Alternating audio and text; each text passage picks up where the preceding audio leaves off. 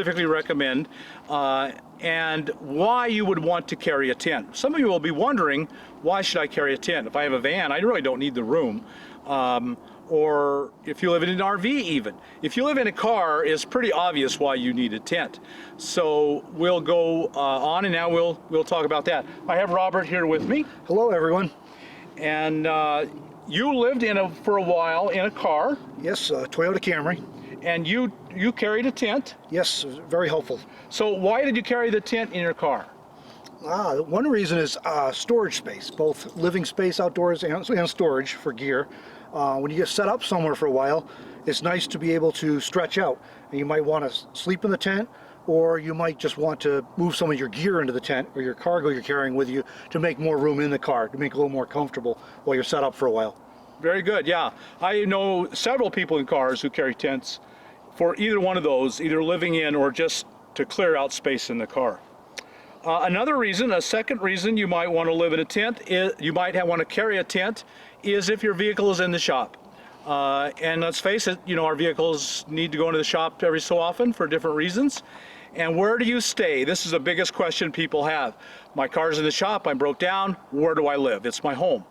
Well, if you carry a tent and you can find either National Forest or BLM land close by, a lot of times shops now will take you to and from something. That's really common, a courtesy vehicle. So maybe they will take you to a nearby campground. Say you find a campground near an RV park nearby. You can set up your tent in a tent space and live just about as cheaply as you reasonably can. $10 to $20 a night would be fairly normal for a tent space. And that's about as cheap as you can live. They will come and move you back and forth as a courtesy vehicle to you while your car's in the shop. Big reason to carry a tent. Some people carry bikes, and even maybe you could bike a few miles out of town onto BLM or National Forest land. I've been several places where that would be entirely possible. So a tent can be very handy while you're it broke down and in the shop. A third reason is some campgrounds require it. For example, I know several campgrounds that will literally require you to set up the tent. Some will require you to sleep in it, but most will not. They don't know, they don't care, but they want the tent set up. I do know a campground that was on a lake. You had to walk, you parked in the parking lot, you walked in, 20, 30, 50 feet something to the lake, and they required you. They actually checked that you weren't staying in your car or your van, and so you had to. So there's occasionally you have to have it to stay at a campground or a certain situation. A fourth reason is one I know you do, and that's for recreation. Oh, absolutely. We get to travel to some amazing places, and some of the places we go, they're hiking trails or other areas we might want to access further off the beaten path, getting away from the established campgrounds. And having a tent allows you to throw it in the backpack and take it out with you and do some camping and out in the backcountry in some real awesome areas. And backpacking is not just for young people. There are a lot of places where just 5 miles will take you to a really great place. 5 miles in, spend a night, spend a 2, 5 miles out. Even old guys like me can do that. And if you're young and healthy, maybe you go 50 miles. It's whatever works for you. A fifth reason is for security. Now that's one you maybe not think about. I have a friend who travels in her car. She's a single female, alone. And she sets up her tent mainly for storage. But one day she noticed people coming towards her camp, and she was a little concerned. She was in her car. She lives in her car. The tent is just storage.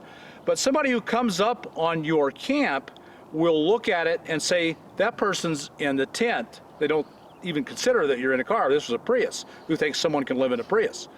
No one, but of course you can very well. So they went and examined the tent while she was safely in her car. In that case, she didn't do anything, but she could have started the car and driven away. Better to leave your stuff behind than to risk personal harm. It acted like a decoy, and that's actually a really good reason to carry a tent if you're a single woman traveling alone, is as a decoy. They go there, you're safely in the car or even van, and so giving you an escape route. Finally, another reason to own a tent is to hold your space. Yes, absolutely. I did that several times this summer, Bob. When you're camped in a national forest or something, and you just have your car, you might be comfortable in the car, but then you want to go to town to get water, to get rid of trash or whatever, and if you leave your spot, you may like the spot you're at and want to come back to it, but if you leave, somebody else might come in while you're gone. So setting up the tent kind of holds the spot, makes it an occupied campsite, so everyone knows that someone's already staying there. Right. Yep. I've done that myself really often. A site that I love, that's just the only way I could keep it. So there are numerous reasons why you might want to carry a tent. In our tiny spaces, especially you in a car, everything has to justify the space it takes. And for me, a tent does. It provides enough usefulness that I will carry a tent, even if I may not use it once a year, but it's still worth it to me. Okay, now let's compare some tents. Robert, you've got yours here. Why don't you tell us about your tent? Okay, so it's a pretty standard two-person backpacking tent, purchased from Walmart inexpensively. So how much was it? About $40 or $50. 40 bucks. So fairly affordable if you're on a tight budget. Mm-hmm. It's functional. It's not the easiest thing to set up, but it does work if that's what you need and you're setting up for a while.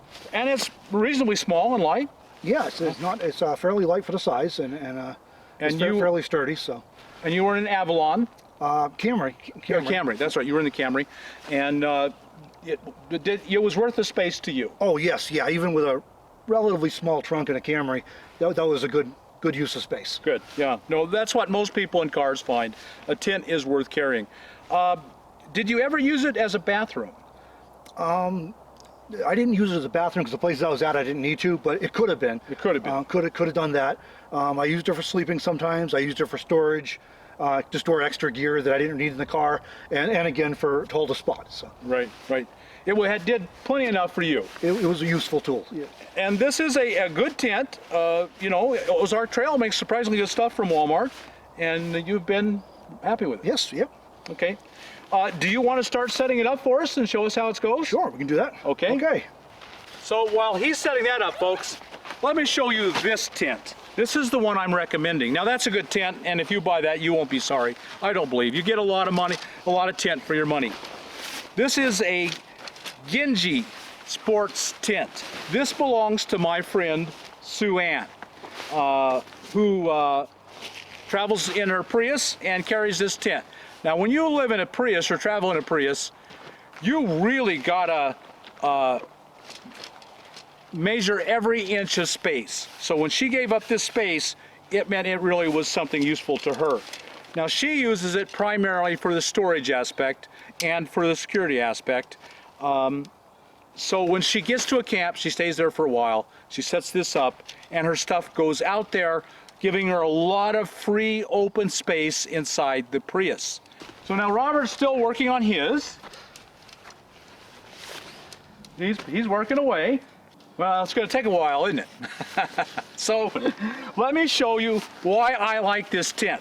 This tent is a pop-up, and I am not an expert at setting it up. In fact, Sue Ann has only showed me one time exactly how to set it up.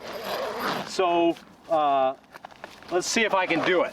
Now, most times I'd be very suspect of a pop-up. I think that they're a lot of work. They seem, just the idea of them seems fragile, and I would not normally recommend a pop-up. But I've traveled and camped with Sue Ann for probably 3-4 months, and I've watched this tent endure 30, 40, 50 mile an hour winds and heavy rain, and I know for a fact this tent is really good and is not fragile. This is a pretty solid tent. I'm going to put a link down in the description.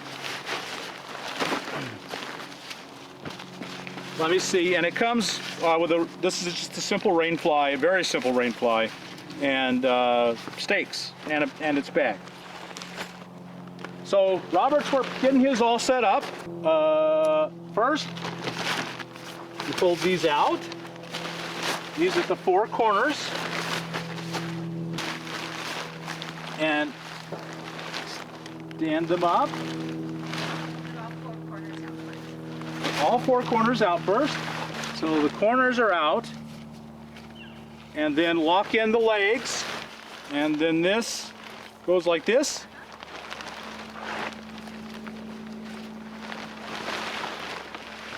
How you doing over there, Robert? You getting there? Oh, still working on it. All right. That goes in there. This hook goes through this hole, and now that can't come out. It can't come undone. These are all latched, and then we have to latch this pole. We straighten it out, and that's latched, that one's latched, that one's latched. And you know what? We're done. The tent's up and done. Are you done? I'm still going. You're still going. Okay, let me move this over. And like all self-standing tents, you grab it and you move it. You're not quite done yet? No. So if we're having a race, you're not doing good? No, I'm losing this race. Okay. We're still working. And this one isn't hard to put up. It's just standard. Yeah, I've set up much worse tents. Oh, yeah. This is not bad compared to most. No, the four, well, no, I haven't gotten stakes out, and you have. Well, you sort of have to stake this one down to hold everything together, and then when you put the rain fly on to cover the screen, you have to stake that in a number of places too. So. Right. She puts so much weight on it that even, like I said, I've been there and watched this tent stand to 50-mile-an-hour winds. I'm going to buy one of these as soon as they come on sale at Amazon cheap enough. Suann says they're about 115 is what the full retail usually is.